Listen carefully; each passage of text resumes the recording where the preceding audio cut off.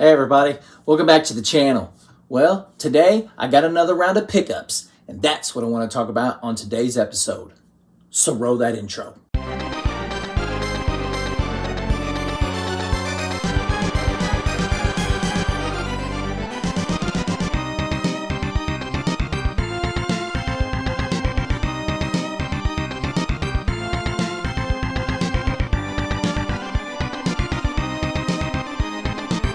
Okay everybody, so I'm going to go ahead and show you my recent pickups for Christmas 2021.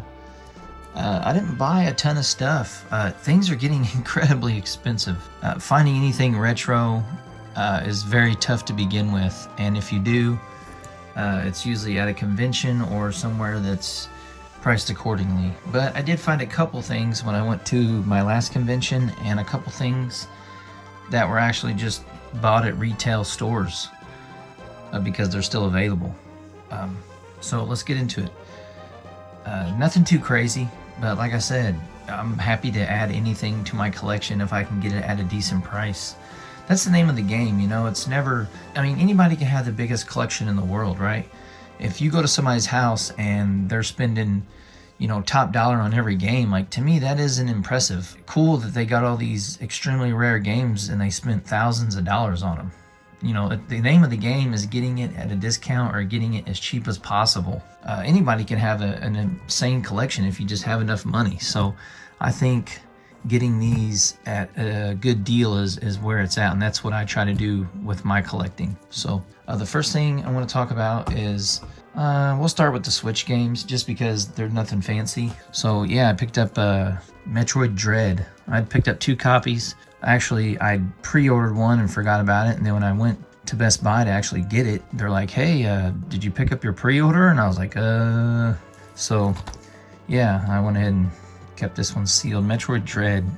I think it was Game of the Year at the awards, but I don't know how it wouldn't be. It's an incredible game. It gives you that feeling of like a Zero Mission and Metroid Fusion, but in like a more current generation graphics. So Metroid Dread, super cool game. And another one I actually got off of Amazon. One of my Facebook groups posted it, and I was like, you'll never see these. You know, I had never seen it, and I love Darius, so it's Darius HD. I picked this up off of Amazon. I haven't played it yet, but it looks incredible, and I know it's going to be good. There's not much to say about it. I wish, you know, some of these like seals on here, you get people grading games and stuff, and it's just like, how do you grade a seal like this? It's one of those like loose seals where it's not even like, I don't know. So yeah, whatever. I love Darius, however you want to say it, but pretty cool.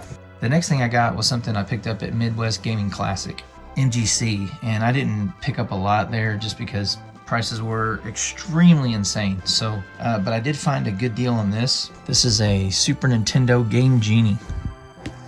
Now, a lot of people, you know, remember the game Genie, but a lot of people don't remember actually using it. They just knew of it. But I loved fiddling around with these things because you could do some crazy shit on your games by just typing in shit or using the book to make your dude jump 10 times higher or whatever. But this is actually, I thought the guy was like, I don't know if it's sealed or not. And I was just kind of like, what? But like, check it out. It has a Babbage's price tag, which I thought was really cool. $60, $59.99, $60 back in the day. And the only damage on it is right here, if you can see that. But it's sealed up here. But down here, it looks like they were cut, or it's like old age. But you know what? I don't care. I think it's really cool to find one of these in this shape. The game Genie, you could do some really cool shit with your games. But I mean, if it's already, the seal's broke, let's check it out. Yeah, I mean, it looks like everything is in there. Yeah, so the code book looks pretty fresh. So yeah, whatever. I guess it's not sealed since I opened it. If I did, well, fuck it. Anyway, the game Genie, well, you know, how many people actually messed with this? You could do some crazy stuff, infinite lives, tons of weapons. You could run faster, jump higher. There's just a ton of different things you could do with this.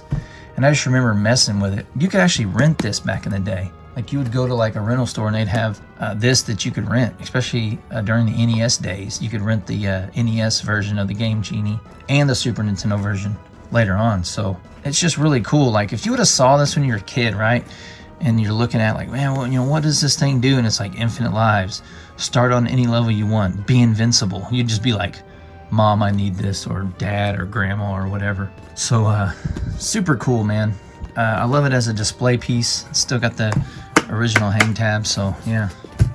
Super Nintendo game Genie. Next thing I want to talk about is something I picked up when I went to hunt video games in, hell, I don't know, St. Louis, I guess, when we were coming back. Yeah, so I went to a shop. I don't know if I can get this all on here because it's so damn tall. Anyways, it's a cassette player. Well, it's a cassette of Teenage Mutant Ninja Turtles, and it comes with a comic. And basically, you would put this in a tape player and just play, and it would read you this comic. And this is still sealed, by the way. The research I was doing on these, there was like 3, I think, before they quit making them. And I just thought this was really cool. 96-page comic book and a 90-minute cassette. So it just sits there and reads the story to you. I don't know. I just thought that was really cool. And I thought about picking up the other 2. What do y'all think? Do you think I should pick up the other 2 or just kind of display this one? I love how it has a little hang tab. You just, you know, hang it up on your wall or whatever. I don't know. I'm going to leave it sealed though. Pretty freaking cool. It's copyright 1989, Random House Incorporated. Teenage Mutant Ninja Turtles 1989, Mirage Studios. So, I don't know. Pretty darn cool, I think. Tell me what you guys think. Next thing I bought was something from Best Buy. When I got the Dread, I actually got lucky and found this. Well, it looked like it was like on the ground. See how like damaged it is? And it's like opened up, kinda. The Shovel Knight Amiibo set. Now, I have the original Shovel Knight figure. I didn't know that these came out, so super cool. I think you can still get these, probably. Amiibos are crazy, man. People be buying these things up and reselling the hell out of these too, but I thought this was pretty cool. I plan on opening this, so I don't really give a fuck about the packaging. I just haven't opened them yet, but that looks really cool. I like that. So, super cool, and what a cool game. If you guys haven't ever played Shovel Knight, you're doing yourself a huge disservice. It's incredibly fun, and it really takes you back to the 8-bit days, and that's what they really went for when they were making this game. So definitely check it out. And look at that, the Lich Lord Spectre Knight, fucking badass looking. I love these the artwork on these, but these things take a ton of room, so I see why people just open them up, you know. So there you go, Shovel Knight Amiibos. And the last thing I picked up was at Midwest Gaming Classic. It's a Super Nintendo game, and it's a what do they call it? It's like, it's not a successor, it's a predecessor. I don't know what the fucking word is, but it's before the good one. But it's called Radical Psycho Machine Racing, RPM Racing, for Super Nintendo. This is actually came out before Rock and Roll Racing, which was made by Interplay also. And I got this from my buddy Jay from Bad Graphics Gamers. He was down there and he was nice enough to give me a deal on it. And I'll just open it up real quick for you guys. Pretty good condition. I'm a stickler about conditions. Like I said, if I own a game complete in box, it's because I owned it as a kid, or I rented it, or I played it, or it had some kind of significance. And this one right here really did. I rented this game, I want to say 3 or 4 times. And I just loved that isometric type of racing back then. I was just into that for some reason. And this isn't near as good as Rock and Roll Racing. And a lot of people say, well, it's pretty much the same game with no like cool licensed music. And I disagree. It's not even, it's incredibly inferior to Rock and Roll Racing, but I don't know. I do like this game. It's not the greatest, but it's hard to find even a crappy game in this condition these days. So I thought it was super cool when I seen it, and I knew I had to have it. So shout out to Jay from Bad Graphics Gamers for hooking me up on a deal for this. So yeah, that's my pickups. I'm gonna go ahead and kind of put them all out here. So there you go, everybody. That's my pickups.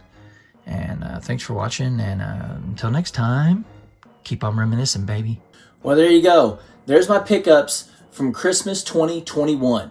If you guys have any memories of the stuff I talked about in the video, or just have any comments at all, make sure to put them in the comments section below. Don't forget to like, comment, and subscribe. And until next time, keep on reminiscing. Baby! Game over? No way! Cause we got Game Genie! We tell you when it's over. With Game Genie, I decide how many lives I get. I use it when I want to live forever. Play to the end and win. Maybe I want to start on level 15. No problemo. It makes cool games like Street Fighter 2 more exciting. Less frustrating. With Game Genie, it ain't over till we say it's over. Excellent! Game Genie for NES, Super NES, Sega Genesis, and Game Boy. Codes from many popular games, each sold separately.